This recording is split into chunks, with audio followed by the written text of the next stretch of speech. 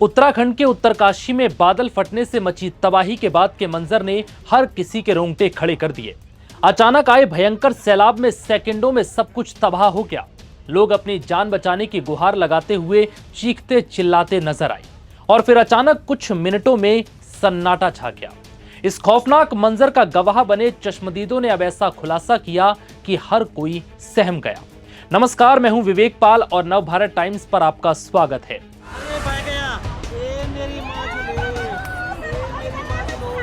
मंगलवार को दोपहर करीब 1:30 बजे के आसपास उत्तरकाशी के धराली में बादल फटने के बाद से कई घरों के साथ सैकड़ों लोग सैलाब में बह गए। सिर्फ 34 सेकंड में मची इस तबाही ने पूरे उत्तराखंड को हिलाकर रख दिया। जिस पहाड़ की वादियों में सुकून और शांति की तलाश में लोग घूमने जाते हैं, वहां चीख पुकार मच गई। धराली गांव उत्तराखंड के उत्तरकाशी जिले में स्थित एक छोटा पहाड़ी गांव है जो भागीरथी नदी के किनारे हर्षिल घाटी के पास बसा हुआ है। यहाँ की आबादी करीब 900 है। इसके साथ ही यहाँ 200 से ज्यादा घर हैं, जिनमें 20 से 25 होटल हैं। बता दें कि धराली गांव गंगोत्री यात्रा का एक प्रमुख पड़ाव है। गंगोत्री धाम से पहले अंतिम बड़ा गांव है ये। यहाँ से लोग आगे की कठिन चढ़ाई के लिए रुकते हैं। तीर्थ यात्रियों को यहाँ रहने और खाने की सुविधाएं मिलती हैं। ये जगह इतनी खूबसूरत है कि इसकी वादियां टूरिस्टों को अपनी ओर खींच लाती हैं।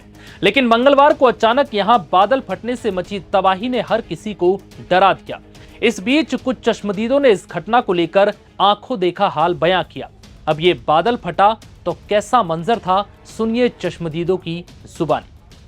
उसमें इतना भयंकर देवी आपदा है कि जिसमें कि लोगों को भागने तक का मौका नहीं मिला और इसमें कि काफ़ी लोगों का मिसहैपनिंग होने की जो बात आई सामने, बहुत भयंकर था। मुश्किल से 10 सेकंड का पूरा फ्लड था, उसके बाद नॉर्मल वाटर था। सर एक खतरनाक स्थिति थी और बहुत ज़्यादा डरावनी स्थिति थी यहाँ पे। ये करवन आया 1:30 पे आया ये, हम इधर से पासे में, फिर देखा हमने कई आदमी उड़ के जा रहे थे नीचे, कई मकान बह गए, इधर हट थे, सारे पेड़ थे, सारे खत्म हो गए। मुख्यमंत्री जी आए हैं, कैसा लगा आपको? मतलब आश्वासन दे रहे हैं हर तरह के। अच्छा लगा हमें, तब देखते क्या काम करते हो सुबह। इस घटना पर एनडीआरएफ के डीआईजी मोहसिन शहीदी ने ताजा अपडेट दिया। उन्होंने बताया कि घटना के बाद अब तक 4 लोगों की मौत की पुष्टि हो चुकी है, जिनके शव बरामद हो चुके हैं और ये आंकड़ा आगे बढ़ भी सकता है, क्योंकि प्रशासन ये आंकड़ा तब तक नहीं बता सकता मौत का जब तक कि शव बरामद ना हो जाएं। ऐसी स्थिति में वो लापता माने जाते हैं। तो प्रशासन का कहना है कि वहीं इस घटना के बाद यानी कि सैलाब के बाद से 50 से ज्यादा लोग अब भी लापता हैं, जिनकी अब तक कोई जानकारी सामने नहीं आई है। सेना के 11 जवान भी लापता हैं। इसके साथ ही सैकड़ों लोगों को अब तक बचाया भी जा चुका है। ये कल जो दोपहर 2 बजे धराली में एक फ्लैश फ्लड की घटना हुई है, इसमें अभी तक की जो हमारे पास सूचना है उसमें 4 लोग मृत बताए जा रहे हैं और 50 से ज़्यादा लोग लापता हैं। इसके अलावा 2 और जगहों पर ये फ्लैश फ्लड की घटना हुई है, जहां पर हर्षिल में और सुकी टॉप में, इन 2 जगहों पर भी फ्लैश फ्लड हुआ है। हर्षिल में आर्मी के करीब 11 जवान मिसिंग बताए जा रहे हैं, हालांकि सुकी टॉप में कोई लोग हताहत नहीं हुए हैं। इसको लेकर के जो एनडीआरएफ की टीम है, 3 टीमों को उत्तरकाशी से रवाना किया गया है। जो हाईवे है ऋषिकेश उत्तरकाशी, वो बाधित है। कई जगहों पर लैंडस्लाइड हुआ है, जिसके वजह से मूवमेंट जो है वो बहुत स्लो हो रहा है। वहाँ पर रिपेयर का काम चल रहा है और उस वजह से टीमों को पहुँचने में थोड़ी देरी हो रही है। इसके अलावा हमारे जो टीमें हैं वो देहरादून में भी एयरलिफ्ट के लिए तैयार हैं। अभी थोड़ी देर पहले उन्हें एयरलिफ्ट की कोशिश भी की गई, मगर ख़राब मौसम के कारण टीम को वापस लाया गया और अभी ये प्रक्रिया जारी है। तो मुझे उम्मीद है कि जैसे ही मौसम खुलेगा तो ये कार्रवाई आगे जारी रहेगी। एक सिचुएशन वहाँ पर जो ग्राउंड में है, वहाँ पर जो आर्मी की टीम्स हैं, आईटीबीपी हैं, एसडीआरएफ हैं, स्थानीय प्रशासन हैं, वो कार्रवाई कर रहे हैं।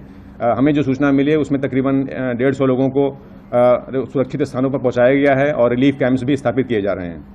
एक लेक फॉर्मेशन हुआ है, चूँकि ये मक और जो फ्लैश फ्लड आया है उसकी वजह से एक लेक फॉर्मेशन हो गया था वहाँ पर, उसमें कुछ पानी भराया था, मगर फिलहाल बताया जा रहा है कि वो अभी सुरक्षित है, उसमें पानी का निकास हो रहा है, इसलिए कोई चिंता की बात नहीं है। एनडीआरएफ की टीम अभी लगातार समन्वय बनाए रखी है और जैसे ही हम वहाँ पहुँचेंगे ये आकलन क्या करके पूरी जो सिचुएशन है उसको देखते हुए एक समन्वय के साथ कार्रवाई की जाएगी। इस घटना के बाद से केरल के 28 टूरिस्टों का ग्रुप भी लापता बताया जा रहा है, जिनकी अब तक कोई जानकारी सामने नहीं आई। परिवार के सदस्यों का कहना है कि एक दिन पहले सभी ने गंगोत्री की यात्रा पर जाने की बात कही थी, लेकिन बादल फटने की घटना के बाद से उनकी कोई जानकारी सामने नहीं आई, यानी उनसे कोई संपर्क नहीं हो सका। बता दें कि बादल फटने के बाद धराली इलाका सबसे ज्यादा प्रभावित हुआ है। इसके साथ ही हर्षिल और सुखी टॉप भी बादल फटने के बाद से प्रभावित है। घटना के बाद से एनडीआरएफ, एसडीआरएफ, आईटीबीपी और आर्मी बचाव कार्य में जुटी है। वहीं बुधवार सुबह पीएम मोदी ने उत्तराखंड के सीएम पुष्कर सिंह धामी से फोन पर बात की। इसके बाद धामी ने धराली और दूसरी जगहों का एरियल सर्वे किया। इसके साथ ही उन्होंने अधिकारियों के साथ रेस्क्यू ऑपरेशन को लेकर मीटिंग की और इस दौरान यहां पीड़ितों से मुलाकात कर हर संभव मदद का भरोसा भी दिया।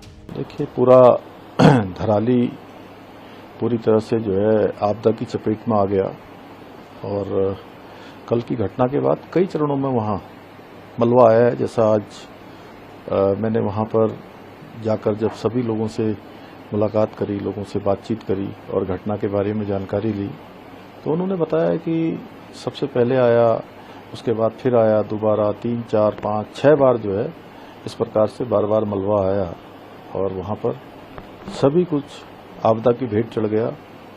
साथ में वहाँ शाम तक जो है सेना के लोगों ने 190 के करीब लोगों को रेस्क्यू किया है। धराली के दाहिनी तरफ से लगभग 120 लोग और धराली के बाईं तरफ से 70 लोगों को रेस्क्यू किया गया है। उनको सुरक्षित स्थानों पर पहुंचाया गया है। अभी घायलों को भी जो है वहां से रेस्क्यू करके उत्तरकाशी लाया जा रहा है। कुछ को वहां एम्स में जो जरूरी है उनको हायर सेंटर रेफर किया जाएगा। सभी घायलों के भी स्वास्थ्य की पूरी चिंता की जा रही है। साथ में वहाँ एक पानी का जमाव भी हो गया है हर्षिल के पास और उसकी सड़क पूरी तरह से और वहाँ का जो एक हेलीपैड था वो पूरी तरह से जलमग्न हो गया है। इसी प्रकार गंगनानी के पास लाछी गाड़ पर वहाँ पुल था, वो पुल भी आपदा की भेंट चढ़ गया है।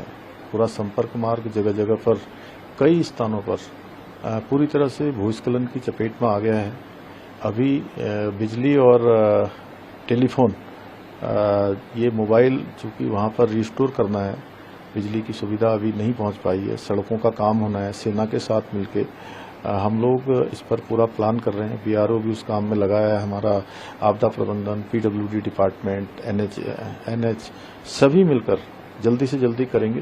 हालांकि वहाँ पर काम करना, अभी रेस्क्यू करना और सभी साधनों को फिर से व्यवस्थित करना एक बड़ा चैलेंज है हमारे लिए, क्योंकि मौसम लगातार खराब हो रहा है। बता दें कि आपदा में धराली में स्थित प्राचीन कल्प केदार महादेव मंदिर भी मलबे में दफन हो गया। भागीरथी नदी किनारे स्थित 1500 साल पुराना ये मंदिर पंच केदार परंपरा से जुड़ा है। ये मंदिर स्थानीय लोगों की आस्था का सबसे बड़ा केंद्र था। हालांकि अब तक ये सामने नहीं आया कि आपदा के वक्त यहाँ कितने लोग मौजूद थे। प्रशासन का कहना है कि नुकसान का आकलन किया जा रहा है। फिलहाल इस वीडियो में इतना ही। इजाजत दीजिए। नमस्कार।